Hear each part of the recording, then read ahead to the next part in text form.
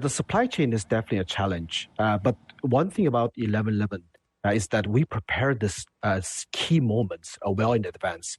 So, for example, to also contribute to ensure that we can have express deliveries and make sure the goods get to the customers, Lazada has been, we have more than 60,000 drivers, riders, warehouse teams ready and actively fulfilling these orders. And plus, we prepare and work with the sellers and the brands on projections so they can have their inventory secured for this key campaign.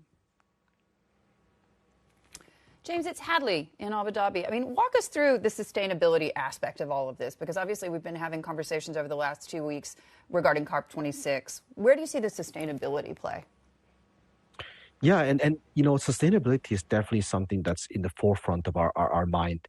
And Lazada's tackling this in multiple initiatives. But of course, every company and every leadership can do definitely more. One of the key things is we're partnering with some of the major brands, P&G, Unilever, L'Oreal, to help to kind of outreach to the consumers on, the value of some of the sustainable packaging and sustainably sourced products to create that differentiation, so that giving consumer more transparency in the choice is important.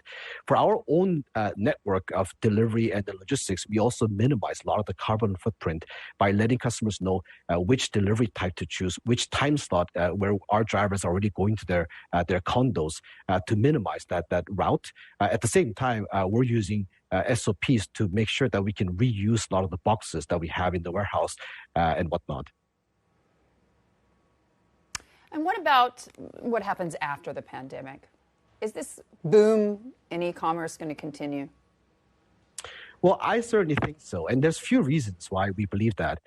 First of all, as you've seen, doubling the amount of sellers and brands joining this festival, what that means is a good portion of them were joining this festival for the first time, have come on board during this pandemic.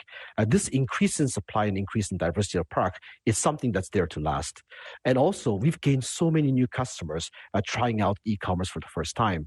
And what we've seen from the data is that when you first try e-commerce, you start with the single category, low price point. But as you gain that trust, as you find that new products, and as you build that convenience and see the value, you increase the amount of spending that you do, as well as you go across categories. So from the both buyer adoption as well as the more and more supplies coming online, we believe the trend will continue.